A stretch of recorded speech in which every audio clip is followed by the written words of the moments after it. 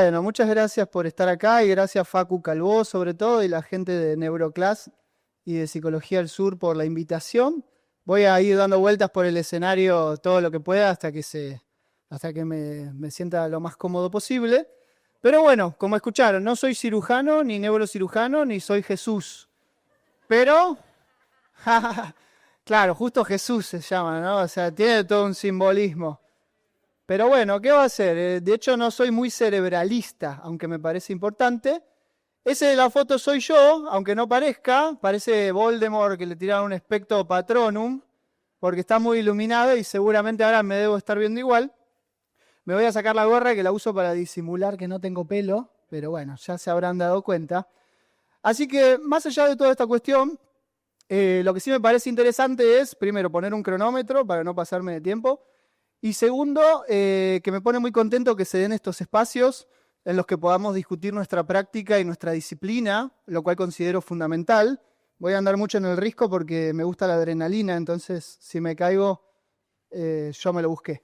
Pero a lo que voy es a decir, perspectiva de géneros y derechos humanos son conceptos que tenemos que tener muy en cuenta siempre en nuestra disciplina, en las disciplinas de salud y de salud mental, pero creo que fundamentalmente en estos contextos. Entonces, volviendo a la celebración respecto del espacio en el que estamos, ¿sí? Que es un espacio que congrega mayormente a colegas que estamos en el área de la psicología, me parece importantísimo celebrar y también aprovechar para reflexionar colectivamente sobre estas temáticas que nos requieren y que tienen que ver con la responsabilidad social que tenemos en tanto psicólogos, psicólogas, psicólogos, ¿sí?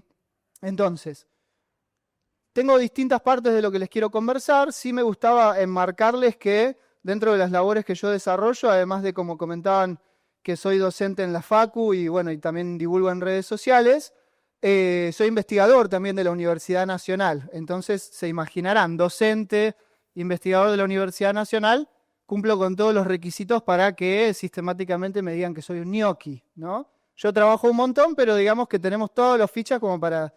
no me salvo por ningún lado. Entonces, no quería dejar de comenzar la exposición mencionando que yo escuché que hay mucha gente de acá que está acá, perdón, que es de Uruguay o de países vecinos y demás. No dejar de mencionar la situación actual de nuestro contexto en la cual estamos en defensa por la educación pública y de hecho muchas facultades están actualmente tomadas por los estudiantes, no por capricho ni por mala intención, sino justamente como medida de fuerza para preservar ese espacio que resulta transformador y sin el cual muchos no podríamos haber estudiado y luego haber hecho la labor que hacemos para la sociedad y para la comunidad. Entonces, en principio, quería hacer como un nombramiento respecto de eso. Y al decirles que era investigador o que soy investigador, uno de los temas que vengo trabajando hace muchos años tiene que ver con esto, ¿no? Con derechos humanos y perspectiva de géneros y diversidades. Ustedes habrán notado que recientemente pasamos como de un momento en el cual había mucho desarrollo en cuanto a la perspectiva de géneros y diversidades y una gran proliferación de trabajo en cuanto a esta temática y una gran visibilización y una situación que parecía ir en ese mismo sentido y de repente hoy parece como que vuelve a ser una mala palabra y vuelve a ser algo que está puesto muy en cuestión y que se intenta denostar o desprestigiar de distintas maneras. La perspectiva de géneros y diversidades involucra cosas muy amplias, ¿no? Involucra un universo muy amplio, pero básicamente tiene que ver con la consideración o la puesta en visibilidad de la serie de desigualdades históricas y sistemáticas que han existido en el mundo y en la historia en función del género como ordenador social, digamos, ¿no? Entonces, aparentemente, ustedes me dirán si lo han percibido o no, pero habría desventajas o ventajas, privilegios o estigmas que se asignan en función de, en este caso, la categoría de género en un determinado momento social. Eso repercute en el uso del espacio público, el acceso a ciertos derechos, el goce de ciertos derechos, el reconocimiento, etcétera, etcétera, etcétera. Dentro de ese universo tan amplio, la investigación que yo vengo realizando en el último tiempo tiene que ver con evaluar a partir de entrevistas semidirigidas en profundidad el grado de perspectiva de género y el interés por la perspectiva de géneros y diversidades que muestran colegas que ejercen la psicología clínica particularmente, ¿sí? Y bueno, los resultados son variopintos, valga la redundancia, pero muchos de esos resultados quiero profundizarlos más mañana también, ya que mañana también vamos a estar, así no digo 2 veces lo mismo porque es muy aburrido. Y por otro lado, además de esto de las entrevistas a colegas, la perspectiva de géneros y diversidades también incluye lo que, por ejemplo, está categorizado en la Ley de Educación Sexual Integral que tenemos desde 2006 en Argentina, aunque a veces se diga que es una ley nueva, es una ley que tiene ya sus cuantos años, pero que todavía no se ejecuta de la manera esperada o con la transversalización deseada. En ese sentido, lo que me interesaba presentarles hoy es una reflexión, y para invitarles a ser parte también de esa reflexión, respecto de cómo en los últimos tiempos vienen reflotando con fuerza una serie de estereotipos de género que van moldeando, justamente volvemos a esto de la división social basada en el género, que van moldeando cuáles son los espacios, expresiones y lugares posibles de ser para las personas en función del género asignado o autopercibido. Mayormente, sobre lo que más versan los estereotipos es sobre las categorías de varón y mujer, obviamente, ¿no? Entonces, me interesaba, en base a mi preocupación, que supongo que para muchos de ustedes será también una preocupación compartida, reflexionar en función de cómo están creciendo las adolescencias y qué conceptos de género están armando, cuán libres o flexibles son, o por el contrario, cuán rígidos son y opresivos, por tanto, ¿verdad? Entonces, como primer pregunta, ¿ustedes perciben que en el último tiempo se han estado reforzando ciertos estereotipos o mandatos considerados más conservadores respecto de las masculinidades y las feminidades en adolescentes? Sí, ok. ¿Alguien trabaja en escuelas o trabaja con adolescentes, con niños, niñas, niñas? Bien, y refrendan esto, o sea, ¿les parece que es así? Bueno, hay algo que es muy importante. Muchas veces cuando hablamos de estos temas o cuando yo menciono, por ejemplo, la cuestión respecto de lo de las luchas y la universidad pública, obviamente hay gente que va a decir la psicología no tiene nada que ver con eso, un psicólogo no debería dar su opinión respecto de eso, no hay que politizar la disciplina. Bueno, yo medio que entiendo que si vinimos acá es porque la mayoría estamos de acuerdo en que, más allá de la postura que se tome, la psicología es una disciplina politizada, está inmersa en un determinado contexto, lugar y momento social, histórico, etc. Pero sí me parece como primer momento iniciático pertinente recuperar autoras que son referentas latinoamericanas. Una de ellas es argentina, trabaja en la Universidad de La Plata, que es Ana Talac, y otra de ellas es venezolana y es Maritza Montero, que nos dan coordenadas muy interesantes respecto de la posición política en la psicología. Una de las cuestiones que plantean es que históricamente la psicología y en realidad las ciencias en general, además de haber sido, como mencionábamos al principio, disciplinas históricamente masculinizadas, hegemonizadas y demás, también durante mucho tiempo han sido parte de la matriz del poder. Es decir, que desde sus lugares lo que han hecho es ocuparse no solamente de no ir en contra del status quo, sino de sostenerlo y reforzarlo. Lo cual debería llamarnos la atención, o por lo menos a la mayoría de quienes estamos acá, seguramente nos llama la atención y no nos deja contentos o contentas de ser parte de eso. Entonces, tienen conceptos que en algún punto son similares. En el caso de Talac, lo que va a decir es que la ciencia tiene valores epistémicos y valores extraepistémicos. En cuanto a los valores epistémicos, va a decir que son aquellos valores que siempre se reconocen y se suelen explicitar, porque supuestamente son lo deseable para una disciplina científica. Por ejemplo, la validez, la confiabilidad, ¿sí? La eficacia. Entonces, con eso no supo haber problema porque es algo que históricamente se ha nombrado y se ha dicho, ¿no? Entonces, distintas teorías dan su postura en relación a eso, incluso si es que acreditan validez, se vanaglorian de eso y ya. Pero hay otras dimensiones no reconocidas que tienen que ver con lo extraepistémico y que introducen la cuestión de valores en la ciencia. Es decir, la ciencia no tiene una neutralidad valorativa porque la ciencia no es una entidad que baja del cielo y que es dotada por lo divino y que las personas solamente la reproducimos. De alguna manera nos vienen a decir la objetividad no existe, ¿sí? Por más de que lo pretendamos. Entonces, Cuando estamos investigando algo, practicando algo desde la ciencia básica o desde la ciencia aplicada, que en nuestro caso eso representa el aspecto bifronte de nuestra disciplina, recuperando también a Vilanova, un referente sobre todo en Mar del Plata, justamente cuando somos personas las que estamos llevando a cabo eso, no podemos hablar ni de una neutralidad valorativa ni de una objetividad. Siempre, en todo lo que investigamos, decimos y hablamos, va a haber algo de nuestros intereses, de nuestras inquietudes, de nuestra postura. Si lo reconocemos, podemos ponernos las pilas como para que eso no se cuele, porque si no, perdemos el poco grado de objetividad que podemos atinar a tener. Entonces, si nos hacemos cargo de que cuando investigamos o cuando hablamos desde nuestra disciplina, algo de nuestra subjetividad está apareciendo, podemos prevenir caer en lo que serían ciertas falacias o sesgos. Intentar prevenir. Si no lo reconocemos, bueno, seguimos en esta idea de fingir que todo lo que decimos es objetivo, que no hay nada nuestro que pongamos en eso que estamos aseverando, y bueno, y de alguna manera pretender que, de alguna manera, por así decirlo, solamente estamos repitiendo o reproduciendo algo que es una verdad fáctica. Entonces, la invitación en esta primera instancia, que por ahí es la más densa, pero es la de presentación, es a decir que sí, que la psicología es una disciplina politizada, que la política atraviesa todos los campos de nuestra vida y que si no hacemos uso y si no nos hacemos cargo de lo politizados que están los espacios que habitamos, alguien se va a aprovechar de eso, pero no va a desaparecer la dimensión política, ¿no? Entonces, los psicólogos, las psicólogas, tenemos que hablar de estos temas y tenemos una responsabilidad social, por más de que no trabajemos específicamente con estos temas.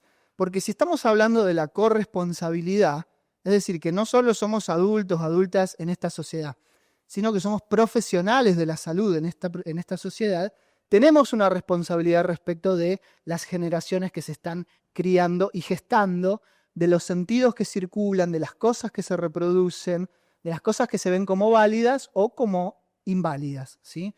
Esto como una pequeña presentación. Dicho esto, vamos a la parte más divertida, ¿sí? Porque si no es un embole esto, ¿no? Digamos, es como que todo viene muy festival y yo tampoco quería venir a que se vayan mal. Igual después creo que hay una fiesta, así que ahí la pueden volver a subir. Pero, claro, cuento con eso. Entonces, si tuviéramos que pensar a los estereotipos de género, de alguna manera diríamos que son maneras estereotipadas o modos estereotipados que se adjudican y se van deslizando simbólicamente en la sociedad respecto de lo que se puede ser, desear, pensar, a lo que se puede aspirar, los espacios que se pueden ocupar, o no, en este caso hablando de estereotipos de género, en función del género.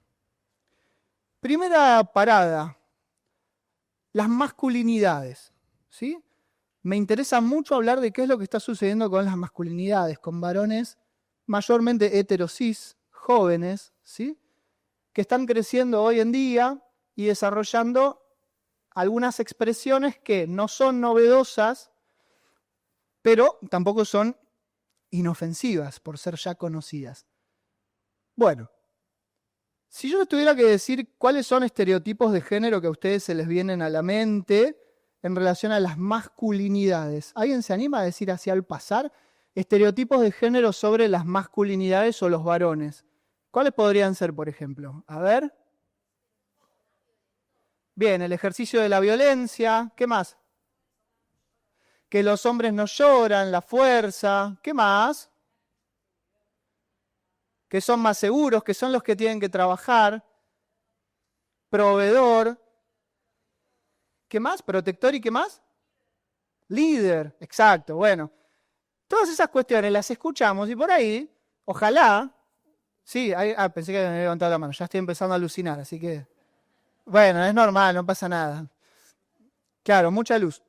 Pero digo, escuchamos estas cuestiones y es muy probable que muchos de ustedes digan, pero esto ya está recontra superado, o sea, ya no hay varones que piensen que tienen que proveer, además de que ya los sueldos no dan para proveer.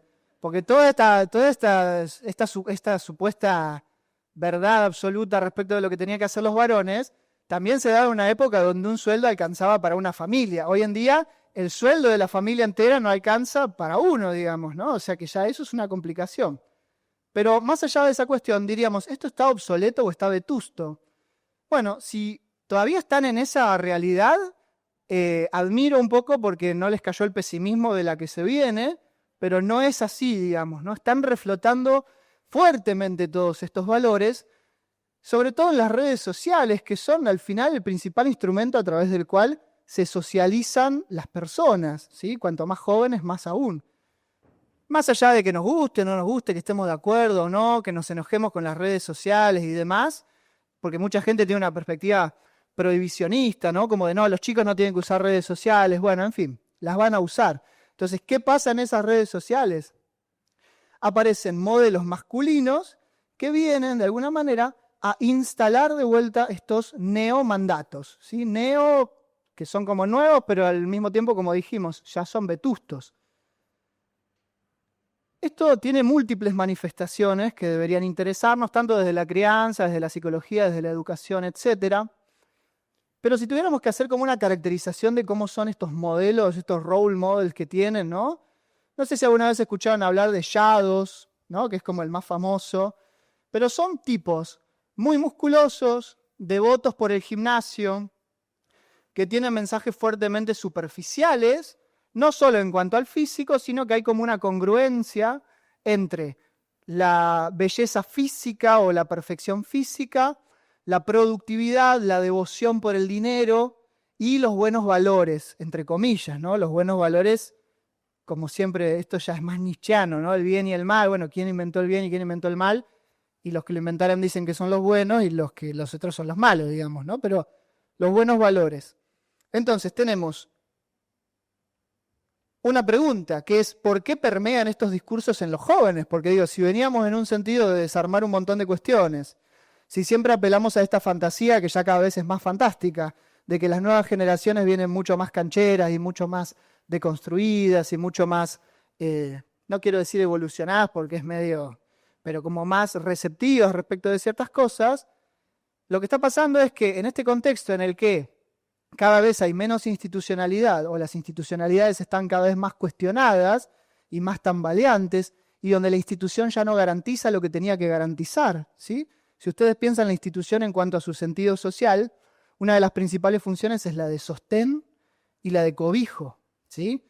Hoy en día, ¿qué institución sostiene y cobija? ¿Sí? La familia, bueno, depende. En algunos casos, ya sea por negligencia o porque realmente los propios familiares se están ocupando de otras cosas, es una cuestión que tambalea hoy en día el apoyo familiar. La escuela, bueno, ustedes me dirán, trabajan en escuelas, me dirán si las escuelas están dando abasto para sostener y para contener. Bueno, la universidad, el trabajo garantiza hoy en día un sostén, garantiza la subsistencia. El Estado, bueno, ustedes me dirán también, digamos, ¿no? Si hoy en día es una matriz de contención o una matriz de persecución, dependerá cómo cada quien lo perciba. Pero en esta cuestión de un contexto tan inestable y donde hay tanta desesperación y dificultad para encontrar lo sólido y lo estable y el afianzamiento, todo lo que sean discursos muy imperativos y que den respuestas supuestamente mágicas van a pregnar con mucha fuerza, ¿sí? Porque ahí donde nosotros por ahí tratamos de reflexionar y tratamos de buscarle la vuelta de cómo ayudar a los pibes, a las pibas, de cómo hacerles creer algo que ni nosotros o nosotras creemos, que es que puede haber un futuro, que todo puede estar bien. Digo, es difícil convencer a alguien si muchos y muchas de nosotros estamos con esa duda también presente, incluso ya teniendo una base de cierta estabilidad, suponete, nos cuesta. Imagínate a los pibes que están creciendo. Entonces, aparecen discursos muy fuertes que te dan instrucciones para tener éxito en la vida. Aparece muchísimo la idea de éxito, ¿sí? Y las instrucciones muy claras y muy directas. Entonces, si vos te sentís medio perdido o medio perdida, estas instrucciones sencillamente requieren que vos te acomodes a eso, ¿sí? Y eso supuestamente te va a garantizar cierto valor y te va a garantizar cierto éxito en la vida. ¿Cuáles son las supuestas instrucciones? Bueno, hay muchas. Las más caricaturescas que ustedes pueden haber escuchado es esto de levantate a las 5 de la mañana. No sé para qué, pero te tenés que levantar a las 5 de la mañana. Tenés que leer un libro por día, pero son esos libros, viste, de Robert Kiyosaki, de Padre Rico, Padre Pobre, o el de Arnold Schwarzenegger, que no me acuerdo cómo se llama. Bueno, yo estuve haciendo una investigación de verdad, ¿no? De qué hablan estos libros, y son todos supuestos libros de gente exitosa que te cuenta cómo ser exitoso, ¿no? Básicamente es tan fácil que... Y además suelen ser tan generosos estos tipos que te enseñan, quieren que haya más millonarios, no les gusta la desigualdad social, entonces te enseñan a través de los libros, claro. Es un poco raro, pero sucede. Bueno, leer alguno de esos libros, otros incluyen bañarte en agua con hielo, bueno, obviamente ir al gimnasio al fallo hasta que los músculos no te den más, etcétera, etcétera, etcétera. Si ustedes buscan, realmente se lo van a encontrar todo el tiempo esto. E insisto, lo más común es decir, mirá qué pavada esto, ¿quién les da la bola? Hasta que escuchan que los adolescentes le están dando mucha bola, porque una cuestión que generan es las mentorías a través de las cuales les dan instrucciones a los pibes para que empiecen a reproducir esto y traten de volverse eso mismo. Entonces todos los chicos venden cursos en los cuales te enseñan lo mismo. Bueno, en fin. ¿Cuál es el problema de esto? Hay un montón, ¿no? Pero basándome en los estereotipos de género para sintetizar esta situación, que un poco las cosas que los pibes empiezan a repetir con estos valores que yo les comentaba al principio es, por ejemplo, tengo que ser un hombre de alto valor y me tengo que juntar con mujeres de alto valor. Obviamente todo muy heteronormativo y binario. No crean que acá va a estar admitida la diversidad, claramente.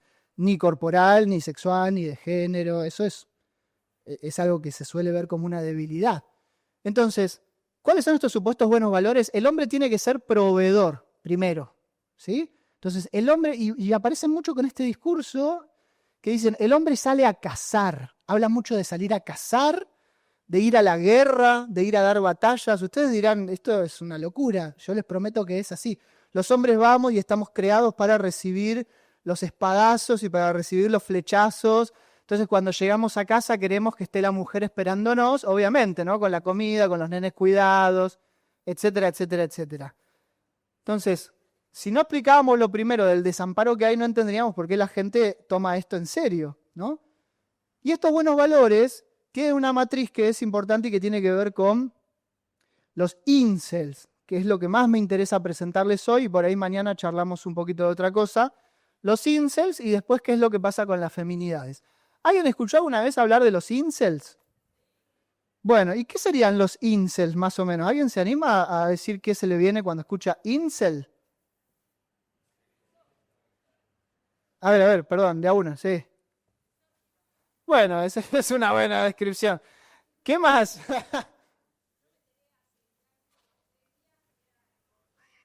Claro.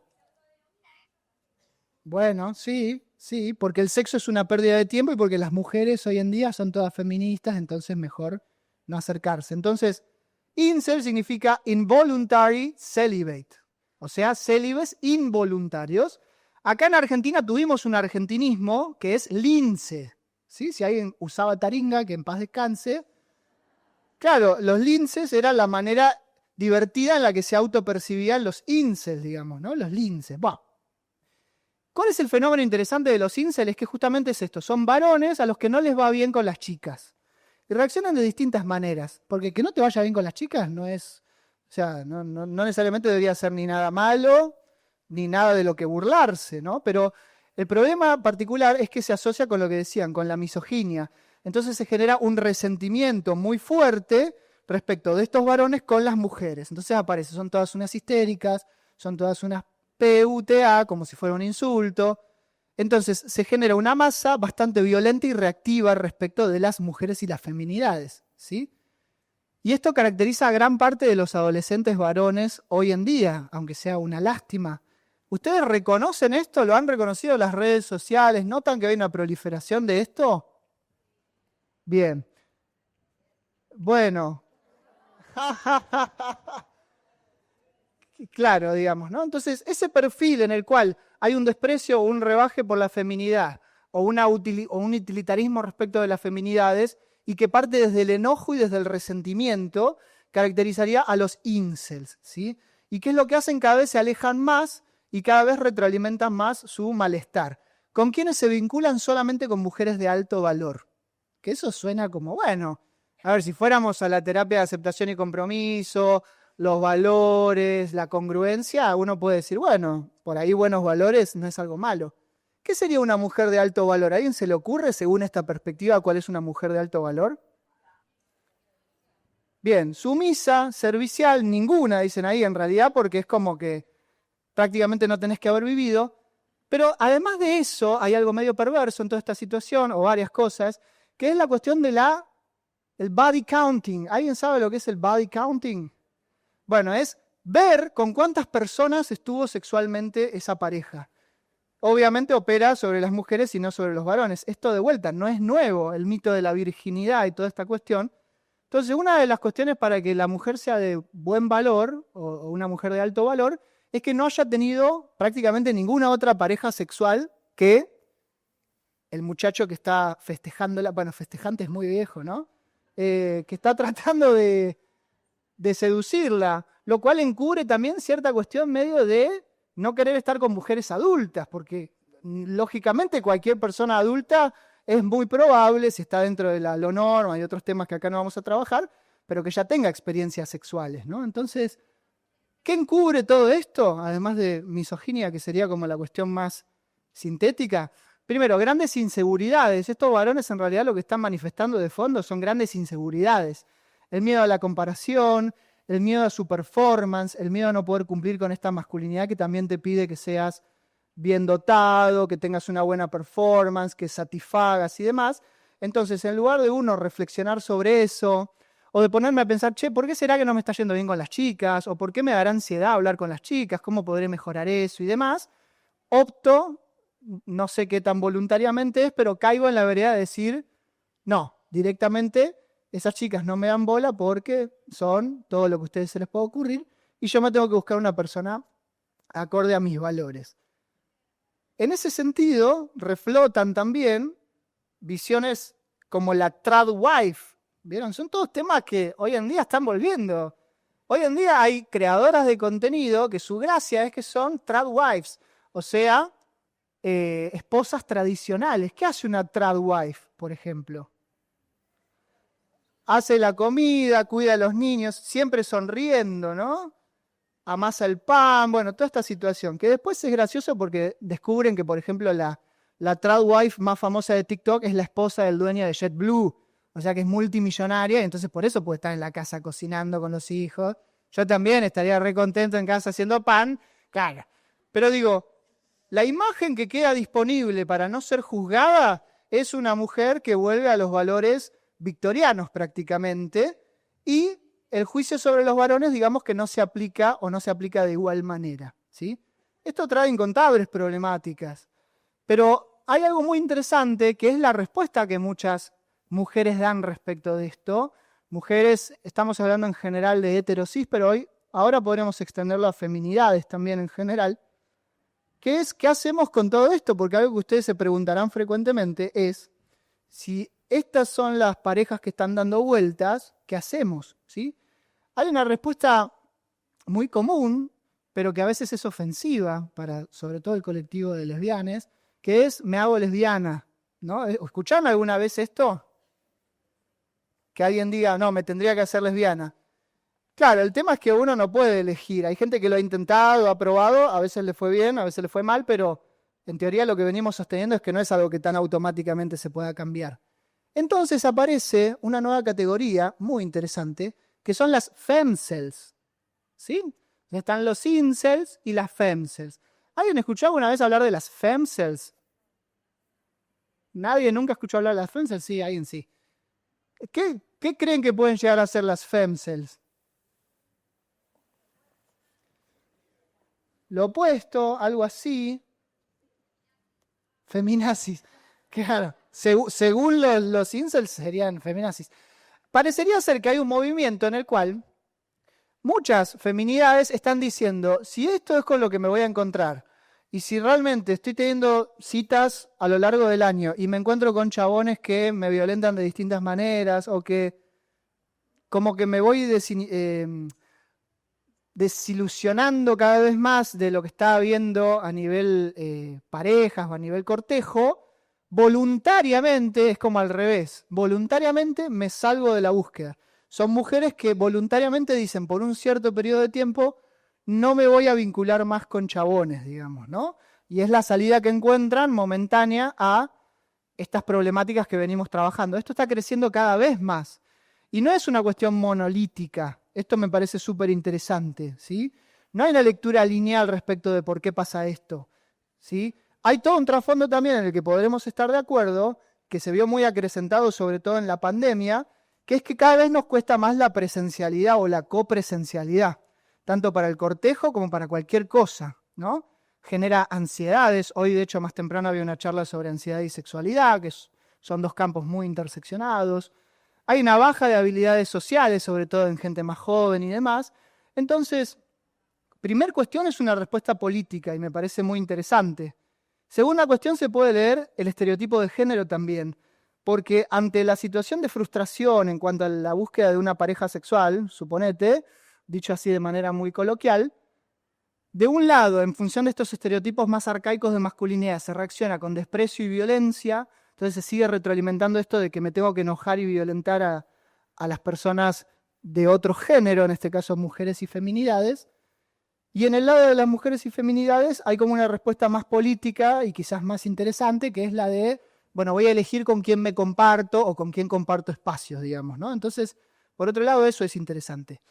Y como cuestión de reflexión más abierta, por si alguien después quiere hacer una pregunta también, aparece la cuestión de la lectura contextual y de época de, por un lado, la proliferación de la individualización. Eso merma los vínculos, hace que los vínculos cada vez estén menos afianzados, ¿sí? Esto yo no lo miro ni como mejor ni como peor, porque hacer esa valoración puede ser infértil. Pero sí podremos notar que hay cada vez más una proliferación hacia lo individual. El otro es una competencia, el otro me estorba, el otro de alguna manera se lleva mi tiempo y se lleva mi energía, etcétera, etcétera, etcétera. Entonces, a nivel contextual, cómo nos cuestan los encuentros y cómo cada vez más se marca una gran diferencia en esta época, hablando del género, entre, por ahí, lo que más caracterizó a los últimos años, que era el feminismo, la deconstrucción, la cuestión más progresista, por así decirlo, y lo reaccionario, el neoconservadurismo, esta cuestión de los incels y demás. Y como fenómeno interesante que vamos a tener que asistir y vamos a tener que ver cómo trazar puentes, es qué es lo que va a pasar con ese espacio tan distante. Al menos desde mi perspectiva, se ve como una gran separación y se ve como una diferencia muy clara e innegociable entre estas dos posturas generales, que yo hoy las comenté un poco en relación a los adolescentes y las adolescentes, porque me parece como lo más urgente de trabajar, pero que en la gente adulta ustedes también lo notarán y les llamará la atención. Entonces, en tanto psicólogos, psicólogues, creo que ya estoy por llegar al tiempo cumplido, pero me dieron un par de minutitos más, como gente de la comunidad psi, nos encontramos sistemáticamente con esto. Entonces, acá yo ya no tengo la respuesta, les presenté una problemática. ¿Qué vamos a hacer con esto? ¿Qué puentes se pueden trazar? ¿Hasta qué punto? Y ahí está la posición política. ¿Podemos validar las dos posturas? ¿Las dos posturas son igual de inofensivas? ¿Las dos posturas son igual de simbólicamente construidas? ¿O hay una que plantea la eliminación de la otra? Mañana, si ustedes vienen, seguramente profundicemos un poco más esto, pero quería agradecerles y aprovechar estos minutos para que no sea solo una exposición monóloga, que si alguien quiere hacer un comentario, pregunta en relación a lo que estuvimos charlando, nos tomemos unos minutos para hacer eso. Así que en principio muchas gracias por la escucha.